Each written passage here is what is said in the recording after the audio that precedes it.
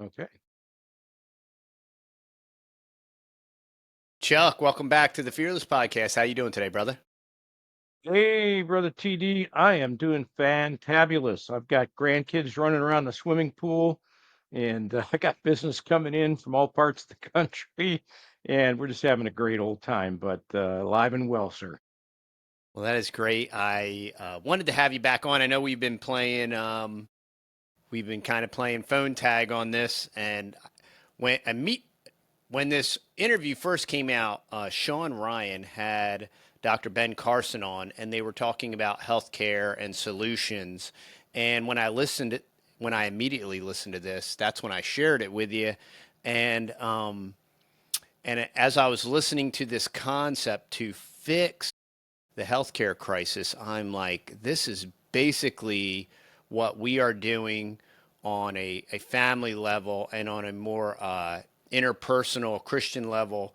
And that's why I said, hey, you need to listen to this. It's about 10 or 15 minutes because this really is what private family banking is all about.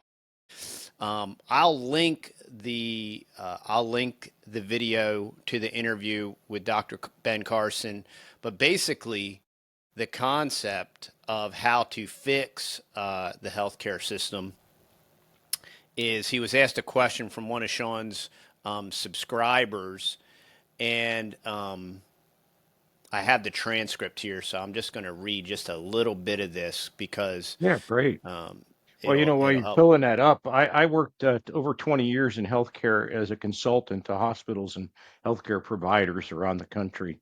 So I know the healthcare system is so broken, not only in the delivery side, but the payment side. And I listened to that interview excerpt with Ben Carson, Dr. Carson, and he nails it. I mean, the whole idea of turning this thing around, we may have a chance of doing it with RFK there and turn some of these HSA health savings accounts. But yeah, private family banking emulates that. We'll go into great detail, but go ahead with your transcript. Okay, so Carson says, well, everybody knows cost of medical care is skyrocketing. It's much greater in this country than it is anywhere else in the world, and yet we don't have the best outcomes. We don't have the best longevity. So it makes you question the efficiency of our system. We spent 13,100 per capita per year in this country on healthcare.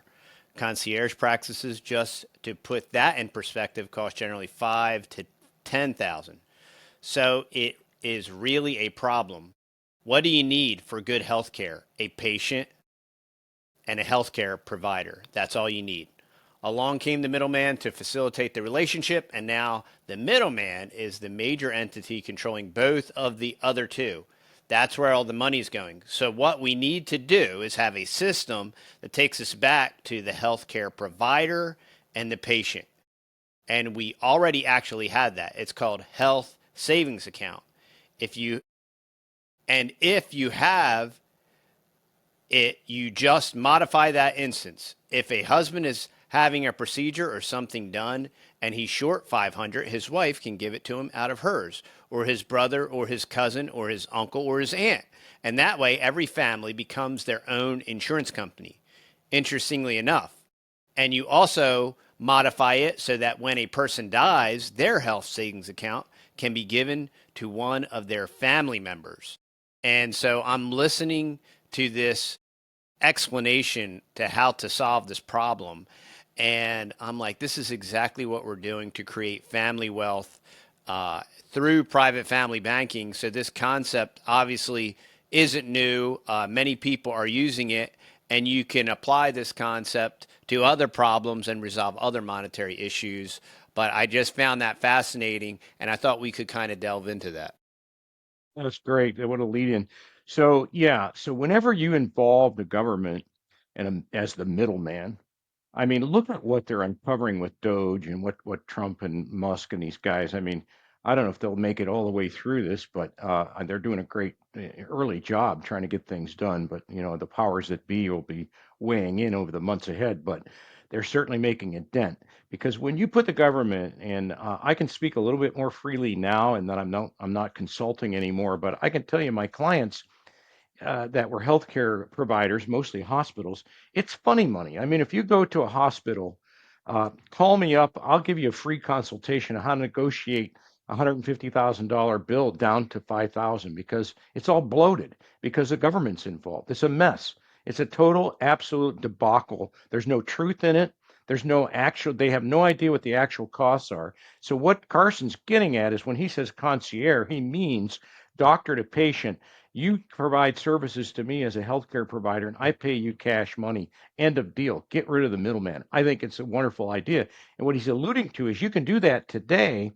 It used to be for only rich people, but if you look at the cost per capita he's talking about, that he's saying the concierge service is less. So you can find doctors in different metropolitan areas that are cash only. They don't take any insurance. I don't know if they have to take Medicare or not. I'm not sure. I don't use Medicare. I'm self-insured through other means. But the bottom line is we got to get government out of healthcare because they not only messed it up from a cost and payment standpoint, but they messed it up from a quality standpoint. And they put all these regulations and burdensome stuff in.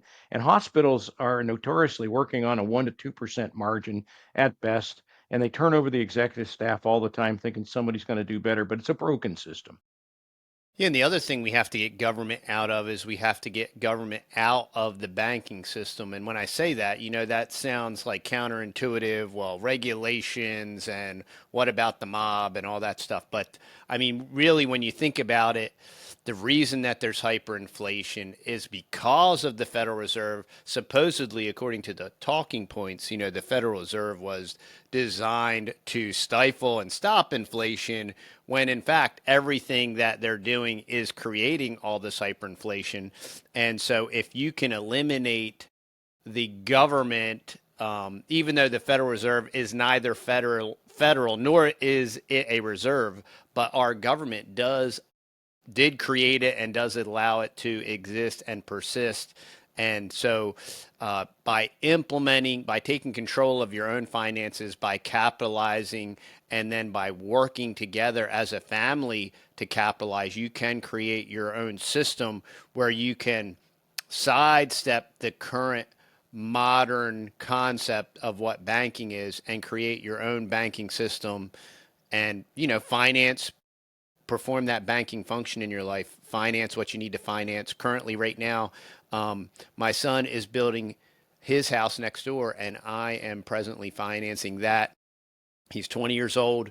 He doesn't have a really high credit score. He would never qualify for a $150,000 mortgage. They have a new business, that's doing very well, but he certainly wouldn't qualify for a loan. But by implementing the private family banking practice and putting it to work and applying the concepts is allowing us to do this without the use of a conventional bank. Yeah, I just finished filming a 6 module course that I'll let you offer to your listeners at no charge by me. If you want to charge for Thank it, you. that's yours. But it's going to be biblical based. It is going to be, I went to a studio and worked for 3 days straight. And one of the things I address is this very thing of what's wrong with the Federal Reserve. There's no federal about it, and there's no reserves. And all they do is print more money and cause inflation. So the idea of understanding what the manufacturing cost is of something is held in this whole context of an inflated, bloated fiat money. And so yeah, the government shouldn't be in that at all. That's the big picture, the economy across the country, no matter if you're in the healthcare industry or manufacturing or whatever. So absolutely. So private family banking, of course, I'm a big advocate. I'm a representative for private family banking. You can go to, you'll put it in the notes, I'm sure, but it's privatefamilybanking.com. You can search on my name there. And we help couples, whether you be in your 20s, like the some of the people that you know, and whether you're in your 30s or 40s and you've got some cash accumulated, we can move that out of the banking system and create a privatized banking system where you can work with your family. Now, not every dad gets this vision, but dad, grandpa, whatever, you can help your kids and you can help them establish their own privatized banking. So you get a network of these privatized banks. And we've also worked together to help other individuals. I know that we've helped some guys that had some business transactions that they couldn't, as you mentioned, you can't go to a bank. But if somebody and get approved, but if somebody can listen to your story and take your credible confession, if you will, of your faith and your honesty, and deal with you privately and get all the noise out of the system. It's a wonderful thing. Yeah, not only was I able to, by networking with you, not only was I able to finance my son's home purchase, but you introduced me to a couple people, and I was able to do some private lending that was incredibly lucrative. And everything has risks, and you weigh the risks, Right. and you get all the information, but then you act accordingly. And normally when people think about interest in different things, they never think about getting paid interest and helping people make loans. They always think about paying interest. And that's kind of where you're on the wrong end of the stick. If you can earn interest and be paid interest, that's when you're in control of your banking function and you're not paying interest to an outside, an unfaced, unnamed source. That's right. And kind of backing up to the conversation with Sean Ryan and Carson. If you understand what they're talking about there, they're talking about a huge, enormous amount of money flow. And whenever you put a third party entity, they're getting a commission of sorts. That means they're handling that money and they have to pay all these people to this infrastructure. And it's the same in the banking system. So at private family banking, I like to pose the concept like this. If you back up, the big idea is imagine if you could earn money on all the money that's going to flow through your life. This is no new money. This is not creating new money or trying to do beans and rice and all this craziness. This is just the money you're going to earn over a lifetime and move it out of that banking system into your own banking system where you're going to earn uninterrupted compounding interest, tax deferred, ultimately tax free. That's private family banking. That's the model. It's powerful because people don't realize over your lifetime you may make two, three, four, $10 million. And if you can make money on $10 million as opposed to giving it to the bank who's lending your money out at fractional reserve banking, another artifact of the Federal Reserve and our broken fiat money system, and they're making money on that. They loan it out 9 times. And do you know in COVID they removed the reserve requirements from the mainstream banks. So there's no money there. If we have the FDIC is broke, that's a joke. Broke is a joke, right? And so if we have a bank run, even a mini bank run like we had a couple of years back with that bank in California, it's not going to be a good day for a lot of people. So with who we use people that have been in business for over 100 years. They've paid a dividend every year consecutively since the early 1900s. Imagine that in today's world, always making a profit. And that's what you do with private family banking. Your family will prosper outside of the banking system, outside of the taxation system, and you can bring it in house and leave a legacy wealth, tax free legacy wealth with our system. Yeah, another interesting thing, I was just listening today to Tucker Carlson had a favorite of mine, Catherine Austin Fitts from the Solari Report. And if you go over to Solari.com, you can see her work there. For those of you that don't know, Catherine Austin Fitts was a whistleblower under Obama. She worked, I think it was the Ways and Means Committee, and she found like missing trillions of dollars through HUD, housing and urban development. And so that's been kind of like her forte in the financial field. And she has been advocating for local economy, local community, local banking, and just developing your your own parallel economy within your local community. And that, of course, involves using a local bank and that you understand and all these different things. But what was very interesting to me is more and more people are talking about this, about stop outsourcing everything. This is what I warn people. I got out of the market in 2008, and we've seen a lot in the last 4 or 5 years. All of these different people exposing guys like Robbie Starbuck, right? And they explain how BlackRock, Blackstone, State Street, and Vanguard monolithically own everything, and they have been able to accomplish that feat because of the creation of the 401k, and that forced us from a retirement standpoint, from a saving standpoint, from defined benefit to defined contribution. And by making that 52 fake out, it forced everybody, your average saver, your average capitalist that wanted to capitalize, it forced their money from whatever type of fixed conservative savings, it forced them into the market so they could get their 8 to 12% rate of return so that they can compete with the inflation that the Federal Reserve is creating. Now, the other thing that did is that completely capitalized BlackRock, Blackstone, State Street, and Vanguard to take all of your money that you thought that you were investing for a rainy day, and they have been able to capitalize that and then use derivatives to 1,000 or maybe even 1 trillion exit and buy up every conceivable company that there is on the exchange and hold a top 5 position on their board of directors.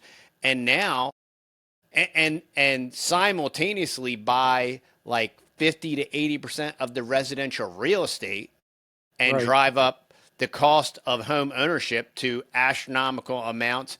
And that entire weaponized system that has been turned against us is funded by the people that invest in Wall Street. Yeah.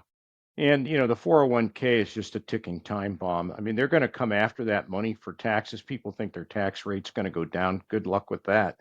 I vacated my 401ks over a period of years way back. And, I don't, I think people who have all of their assets in their home and no liquidity and all their assets in a 401k where you can borrow against those at a limited amount. We have a way to shift about 50k out of those 401ks into a privatized banking system with a 401k loan, and then that person can either decide to pay the 401k back in a lump sum through the policy or through what we set up in the family banking system, or they can let it ride and take a payroll reduction. But the tax man cometh. They're going to get. I mean, all of that billions, trillions of dollars in 401k. Don't you think that's going to be a target later to pay for all this overhead? Because the birth rate plays into this. We didn't replace our population. I mean, Japan is in a horrible shape. No wonder they're importing people. Part of this is our own fault. Abortion has wiped out all the children that would have been there, not all of them, but a lot of them. And the idea of a 1 or 2 child family, not a great idea to replenish an economy. So, you're going to work longer. I'm in my 70s now. I'm still working because I want to work, but and I help people and I enjoy doing that. But the reality is, if you're going to have a decent lifestyle moving forward, you better get ready, because the retirement's kind of a mythical, nonsensical kind of thing anyway. And as a Christian, that's not in my lexicon. But I think we have to be careful what we've been taught. You're indicating the 401k, it's a trap, and they got exactly. It was a setup to suck in all this money from the working guy and the sort of middle executive, thinking, well, we're going to defer these taxes and we're going to do this, and then you're going to match, and it's so enticing. And I think if you're getting a match, a healthy match, take it, but then take that money and run, get it out of there, and we can help do that. There's mechanisms to do that without paying penalties and income tax, but you have to do it a bit at a time. But same with IRAs and Roths and all this nonsense. But it's market exposure. Who doesn't know? I mean, I was recently speaking at a conference, and the day I went was that Thursday, Friday, where the Dow dropped. What it was I think 2,800 points in 2 days or whatever. People were like freaking out. Like the one guy said, I lost 70 grand in 2 days.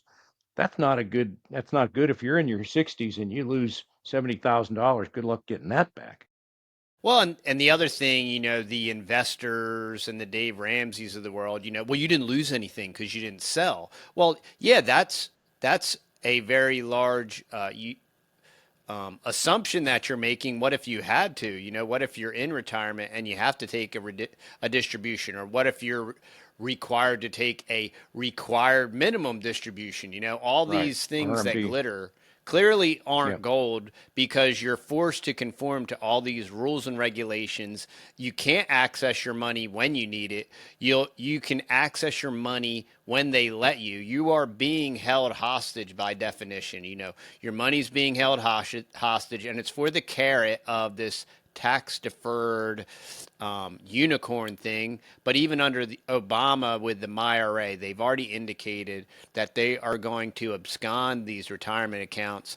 And when they need the money or they need to reset the system, they're going to take the money. Yeah. If they want the money, they're going to take the money. And so it would be foolish to not have the foresight to see what's going to happen and to plan Yeah. accordingly. Prepare. Now, ultimately, if they really wanted to, they can absolutely do whatever they want, for lack of a better term. But if you foresee the evil and you just like Roll blindly over. Yeah. don't care or roll over. Yeah. I mean, that's just Yeah. foolish and stupid. And we have plenty of historical accounts where people have paid attention and they've seen the trends and they've acted accordingly and they've been abundantly blessed because of it. I mean, God gives us discernment, God gives us wisdom, God gives us counselors for a reason, not to just ignore everything they're saying, but to pay attention. And the other thing that'll happen is kind of you have to rethink your thinking. But once you hear things, you'll start to connect the dots and you'll be like, wait a minute. Because, I was told to go to school to get a good education so I could get a good job so that I could get a good 401k so I could retire when I'm 65, And, when I was in high school, the big thing was IBM, and IBM at that time was the premier employer. And, I grew up in a government school system in the Prussian model where the whole entire concept is you go to school so you can become a good worker bee, so you can work for the monolithic mega corporation and you can clock in, clock out, do your 9 to 5, and you'll get this pension.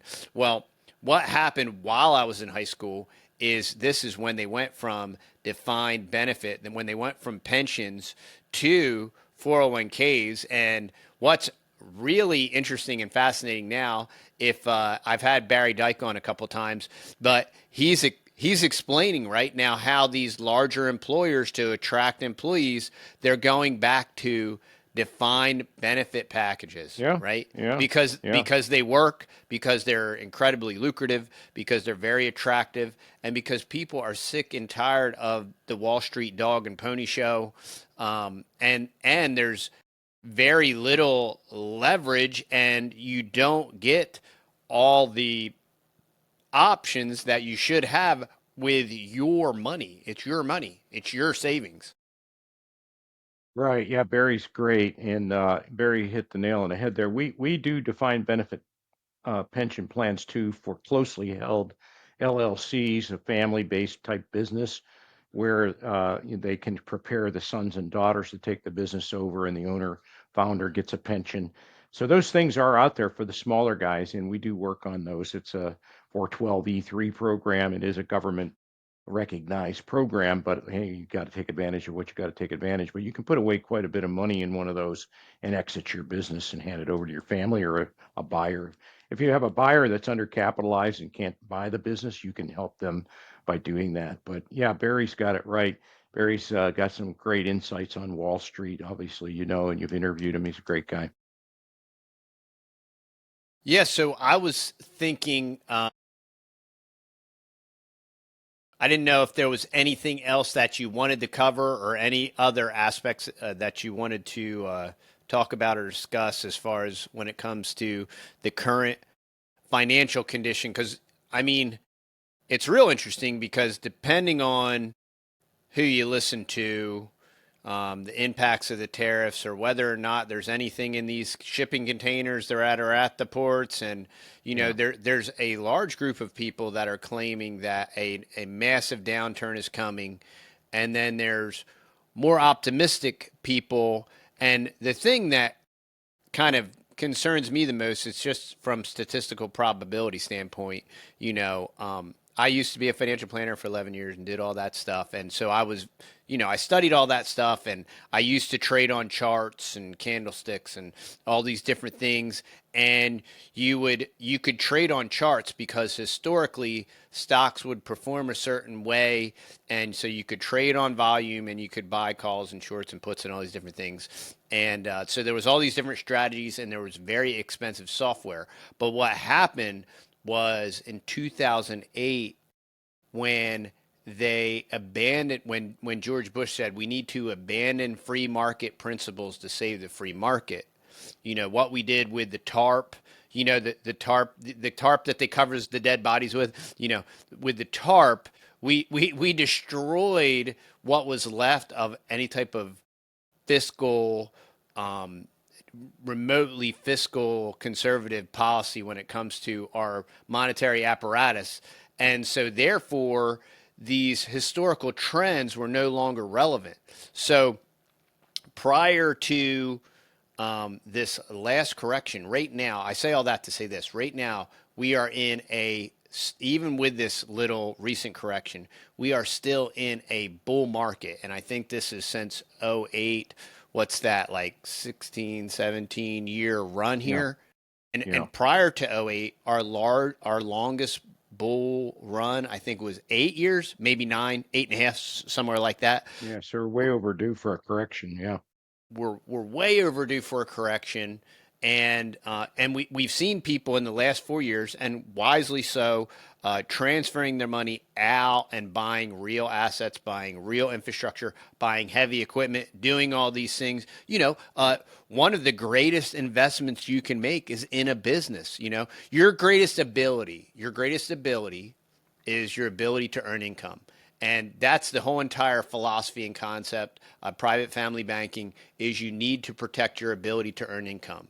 And then if there's a vehicle where you can take your ability to earn income and take all of that income and run it through a vehicle, right? I mean, we're taught to think very short term and how much money, how much discretionary income do you have, you know? And that might be 10% of what you annually earn. But what if you think about is, well, how much do I annually earn?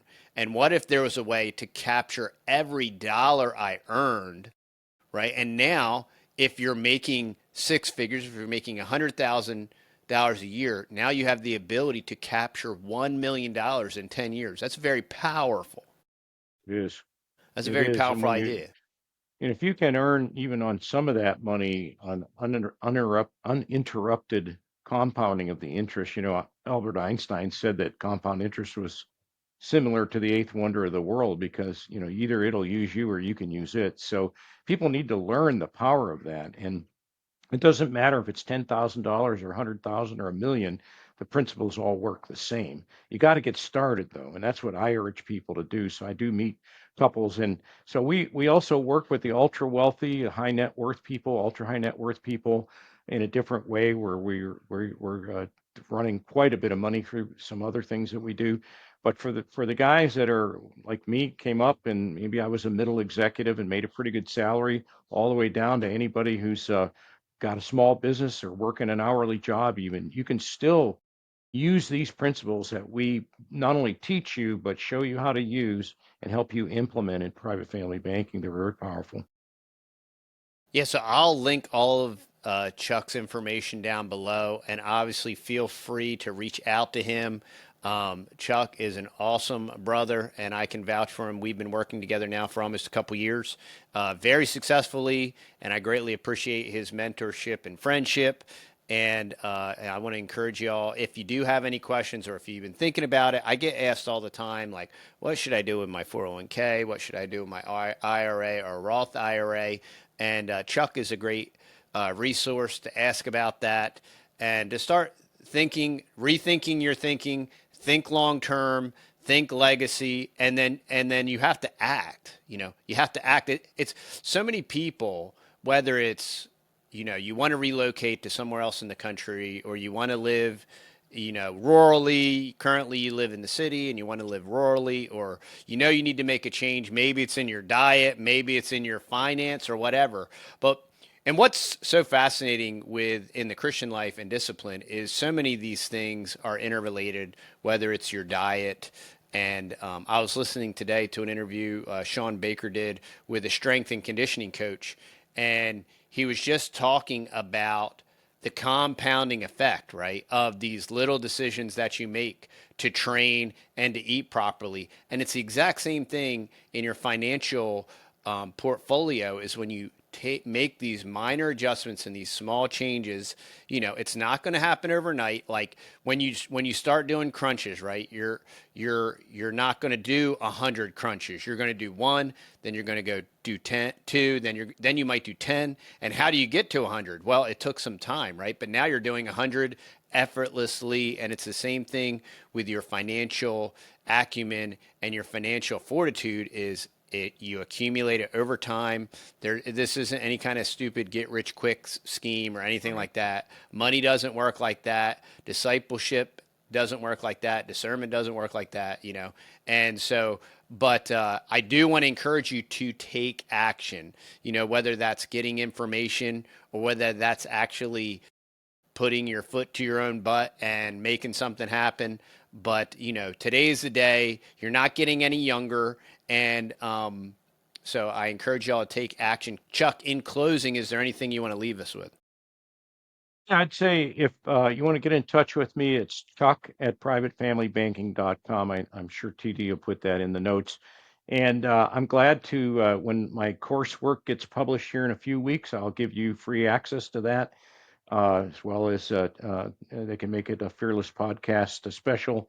And you're going to enjoy it. It's six modules filmed with audio and a whole biblical basis for finances, how to think about money, economics. I do a little bit of Austrian economics teaching, talking about stewardship and what that means, and how we're charged for a dominion mandate to work in the world when we're alive. And it's just not about ethereal eternity, although I'm very glad I'm going to heaven. But we're not Gnostics. We're not living just all and everything's way up here, right? We got to do it in the here and now.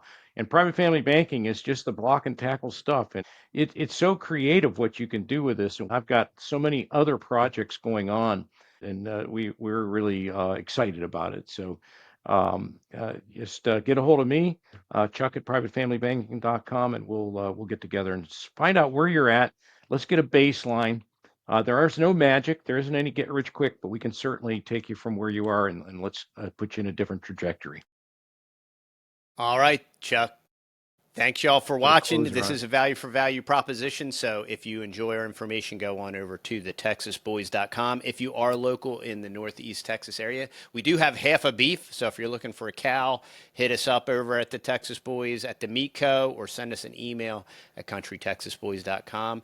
Chuck, I forgot to ask you. I know that you drink coffee, Yeah. and every guest on the Fearless podcast gets a free bag of coffee. We just revamped our coffee line, locally roasted, organic. We have light, medium, dark roast, and then we have a white roast. Have you ever heard of a white roast coffee?